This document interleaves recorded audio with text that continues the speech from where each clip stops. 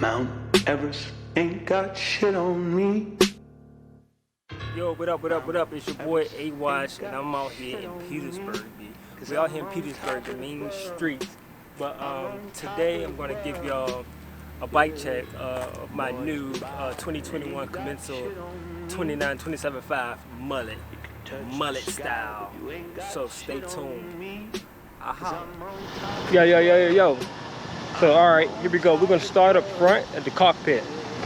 So I really didn't change anything. I pretty much run everything stock, like right out the box, besides like grips and smaller things like that. And we got my man's blasting music in the back. Y'all can hear we in the hood. Y'all already know what it is, B. Ain't no sugarcoating going on here.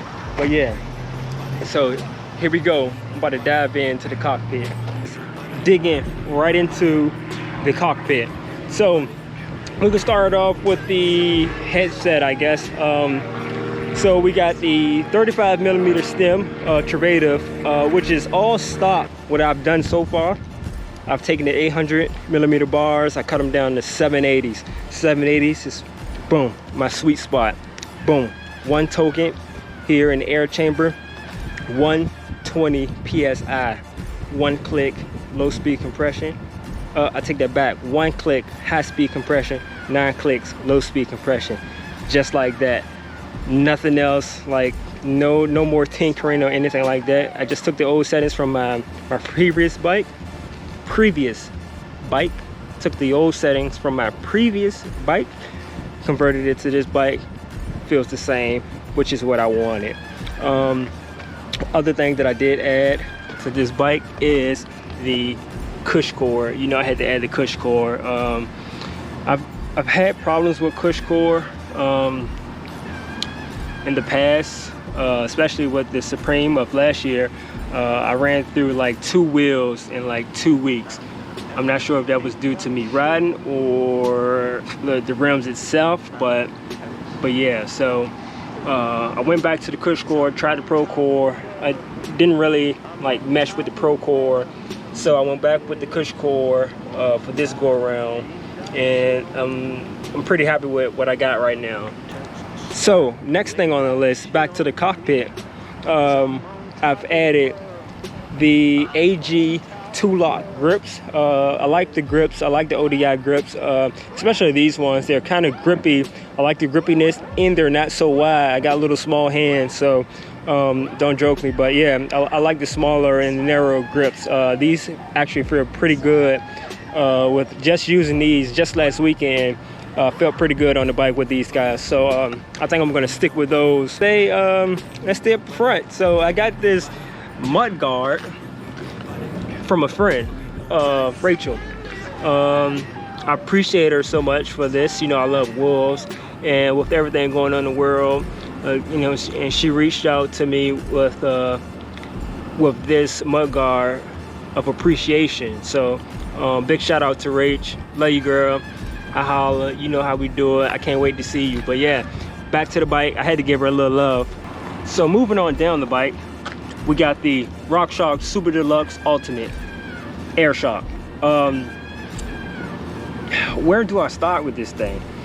This is by far the best I've felt on a bike, especially on a downhill bike.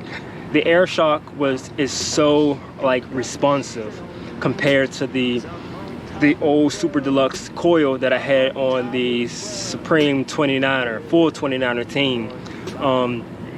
And coming over to the full air, like front and rear, is a big difference. Like I like the responsiveness of the Air Shock, not coil. It's an Air Shock. Get it in your head. It's an Air Shock. I like the responsiveness of the Air Shock. Yeah, got it. So boom, right? Everything else on this thing is stock, man. Like I can go into detail, like to all the other components on the bike, but you can just look at the website and it gives you everything, so I don't have to describe every nut and bolt that's on this thing. I'm just giving you like my opinions and the little things that I did change on the bike, which is pretty much nothing.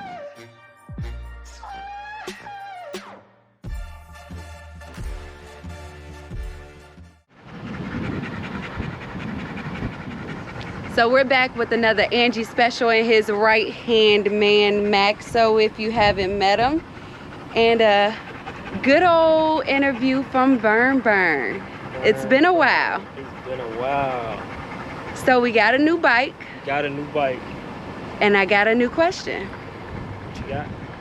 So, what makes this bike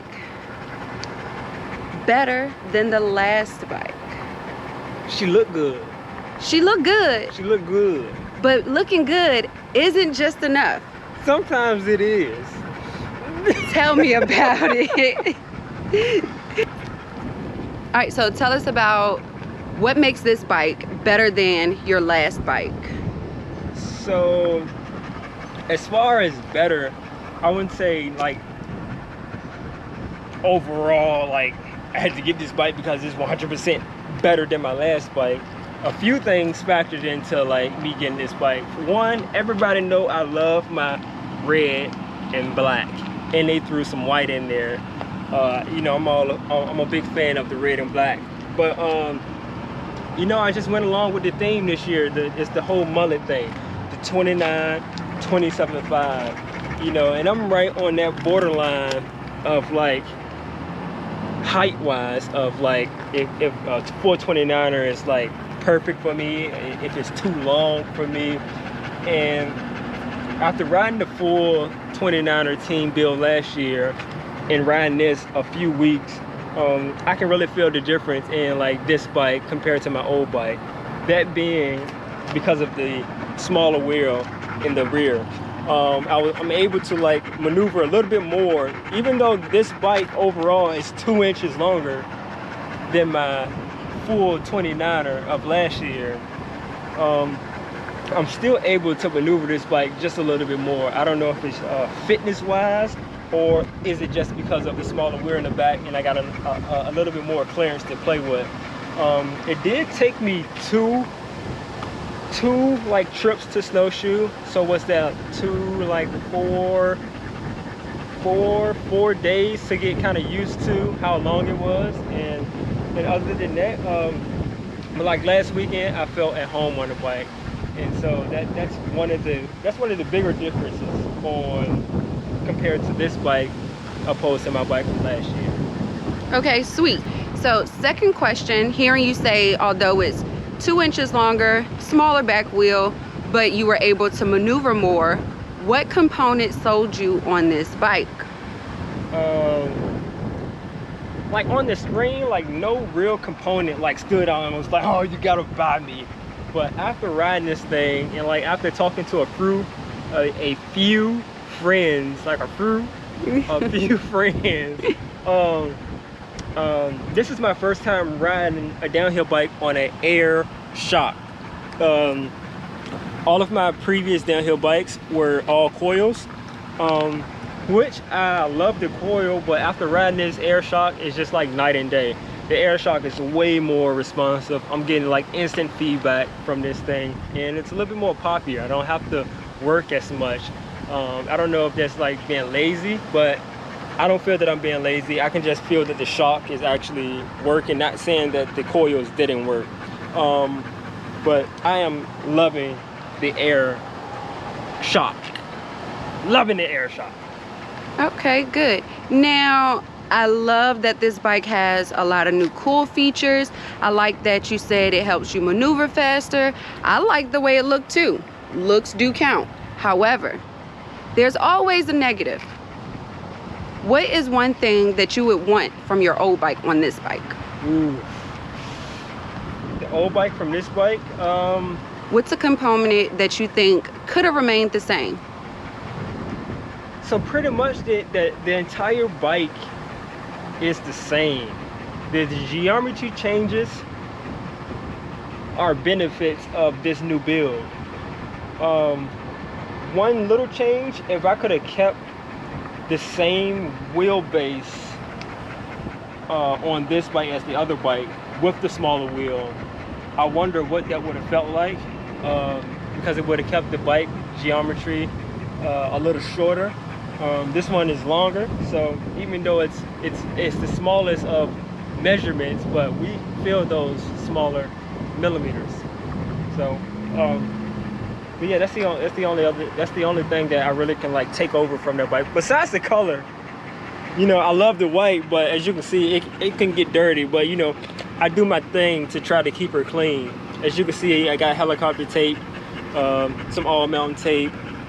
I'm doing everything I can for resale. Lug. So this season has not been like a typical season. I remember at one point it was back-to-back weekends up and down the mountains, pit parties and hanging out with your buddies, getting some laps in, getting tore off, and then doing it all over again. And this season seems to have slowed down. And I know the Angie I know is hurting pretty bad, moping around. So talk to us about this season, like how the changes have affected you in the riding season. And tell me a negative, tell me a positive. I can give you my positive first. Yes. So my positive is like staying home, like especially with like new puppy. I've been able to like get this guy squared away and on point. You can see he's chill, just like me. He's so chill. I'm glad he's taking on my personality, other than somebody else I know personality. But no here nor there. You know what I'm saying? Low blow. But yeah, but the negative, like everybody that know me, I've been complaining about like just my overall fitness. I've always been like, since I started racing, fitness was like washed up. Fitness was always my thing. Like that's what I relied on, and not being able to rely on like pure fitness like right now, and it's like I can feel that. So just like 2-3 weeks ago we had a race, downhill southeast race, and that was the first race since like my first race since all of the corona and all that stuff happened, right? So it's like no gym time, no nothing like that. And going to this race, you know, we get what, 4-6 practice laps overall. And the first day of practice, I'm like, yo, my arms are tired. Like my upper body is tired. Like I'm done. Like I don't got no more in the tank. And then coming to race day, we get 2 more practice runs, and then I'm just like beat up even more. And then come race run, I'm just like burnt out. Mind you, this was a 6-minute track, but I'm like 3 minutes in and I'm burnt out. I don't got nothing left. So it's just like trying to find out like how to like now like get back to what I used to do, like rebuild myself. And I think like not next month, I'm banking on November when my bike, when my other bike comes. I'm banking on November to get back to like riding almost every day and like working out again, like in a gym, and like just getting prepared and mentally prepared for next year. Like all last winter I was getting ready, like riding like crazy, going to the gym, getting mentally ready, and then this happened. Then it's just like, hey, oh well, I can eat all the ice cream, eat all the snacks and all the candy I want, and like just hang out, hot dogs. Yep, just do everything. And Glizzy then gobbler. because like I pretty much like through the season, like went through the season like it was a wash. Like just it is what it is. Like you can't change it. So Is that because of everything that's just kind of going on, and it's kind of like it makes you take a back seat, or is it that, you know, you just don't have the time to kind of put in the energy you used to? It's not the time. It's just like can you call it opportunities? Yeah. Yeah, I guess it's the opportunities to get prepared. Like I don't feel like I had ample amount of opportunities to like get ready. It was always like something's going on, or like that you can't do this because the world is shut down, so everybody's at home. And I'm not one of those guys. Like I come from like sports since the age of 6. I come from like coaches like and that's like egging you on to like want to work. And like me, I'm not just gonna like work out in my house. That's just not me. Like, I'm not gonna do that. You just rather do sit-ups to get the chips and the hot dogs and like, snacks. Snack curls. Snack curls. So I do have a question. You know, we used to always talk about that goal that you set. And okay, so twofold. Did you have not twofold, but two questions. Did you have a goal for just the small season that we had? And do you feel like you met that goal? So the beginning of the season, yeah, I had a goal. Like, I had a real goal. Like, this season, we're going into this season, we're racing every nationals, we're doing every downhill southeast. You know, we're gonna finish higher than we left off last year, right? And I finished like 15th, like mid-pack last year, right? And so going into this year, it's just like, all right, I just gotta be better than what I was last year. Not nobody else, but better than I was last year. And like, so when all of this happened, it's just like that went out the window, and I didn't set a new goal for like the races that we still were able to do, because it's just like, oh well, like, just racing. Like, this whole year doesn't count. Like, this year is not counting on my age. So I'm gonna wrap this interview up just like we have to wrap this season up, kind of in a small bag. And I know last year we used to do like a funny question or something like that. Tell me something boring about yourself. Boring about myself? Mm-hmm. I like to watch black cinema. That's his weakness, you guys. Give him some ice cream and a good old black cinema movie, and he is... I'm sold. All right. And since we haven't had a chance, introduce us to our new buddy that we'll see on the trails soon. Not on the trails, but at the races. This is Maxo Kwanim Bonjo, whole name. Maxo Kwanim Bonjo, whole name. You see, he's super chill, like me. He said he's super chill like me. Y'all see him. But yeah, he chilling out right now. You big boy, 9 months. Look, we call him, look at him. Look, he about to throw that leg up. He loves his butt to be scratched. Yeah, see, I'm 9 months. See, I be out there, y'all see me. I'm super chill. Don't come pet me. Do not do that. Said don't come pet me. No, but y'all get to meet him though. You just can't come up and pet him. Unless he lets you pet him. Well, Angie. What up? Oh yeah. It's been nice meeting you and Maxo. And we out. So we out.